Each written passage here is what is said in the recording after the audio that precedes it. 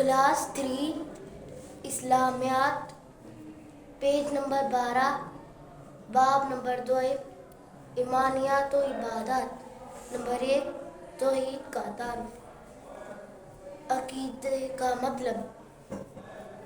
عقیدہ سے مراد وہ اٹل اور پختہ نظریات ہیں جن کو تسلیم کیے بغیر کوئی شخص مسلمان نہیں کہلا سکتا۔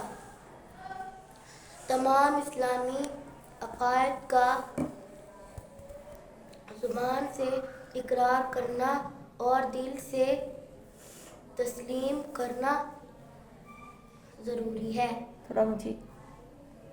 توحید کا معنی اور مفہوم۔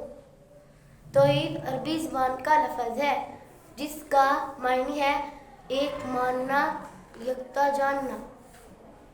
اسلام میں توحید سے مراد اللہ تعالیٰ کو ایک ماننا اور یکتا جاننا ہے۔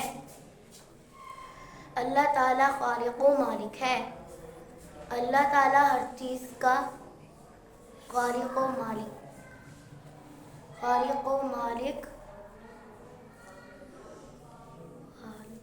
مالک ہے۔ ہم سب کو اور دنیا کی ساری چیزوں کو اللہ تعالیٰ نے ہی پیدا کیا ہے۔ یہ زمین، دریا، سمندر، چلیں جی موسیٰ آپ پڑھیں۔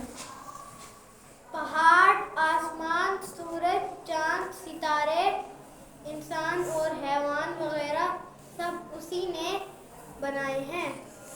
سارے جہانوں پر اسی کی حکومت ہے۔ اللہ تعالیٰ ہی سب کا پالنے والا ہے، وہی سب کو رزق دیتا ہے۔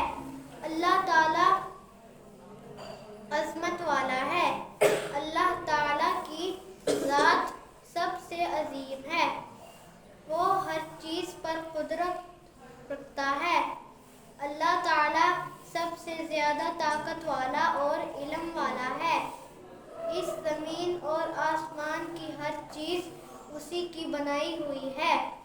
قرآن مجید میں اللہ تعالیٰ کا ارشاد ہے اِنَّ اللَّهَ عَلَىٰ كُلِّ شَيْءٍ قدیر۔ ترجمہ: بے شک اللہ تعالیٰ ہر چیز پر قادر ہے۔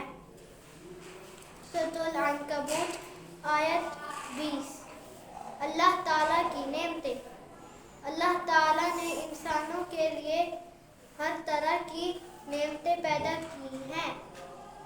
انسانوں کے کھانے کے لیے طرح طرح کے پھل اور میوے پیدا کیے، ہمیں کام کرنے کے لیے ہاتھ پاؤں دیے، زمین کی خوبصورتی کے لیے پھول اور پودے اگائے۔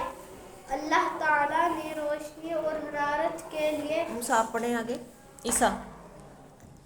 ہمیں سورج کی نعمت سے نوازا ہے، اس لیے ہمیں اس ذات باری تعالیٰ کی نعمتوں کا شکر ادا کرنا چاہیے۔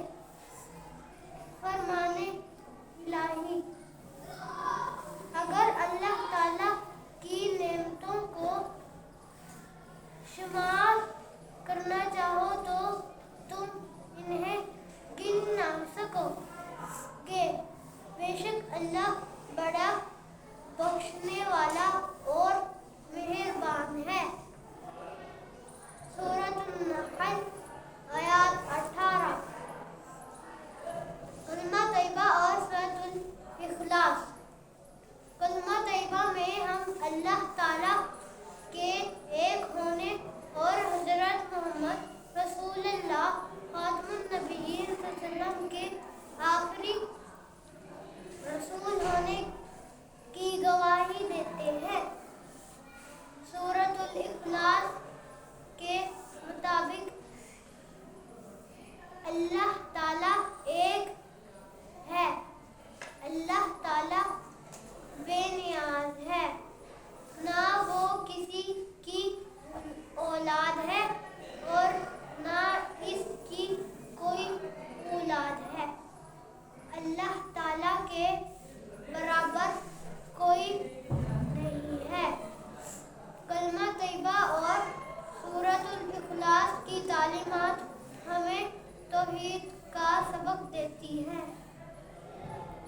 توحید کے تقاضے۔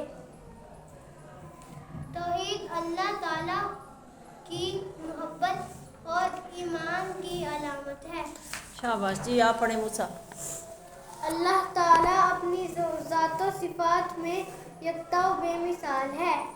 اس کا کوئی ساتھی یا شریک نہیں، کوئی اس کا ہم پلہ یا ہم مرتبہ نہیں۔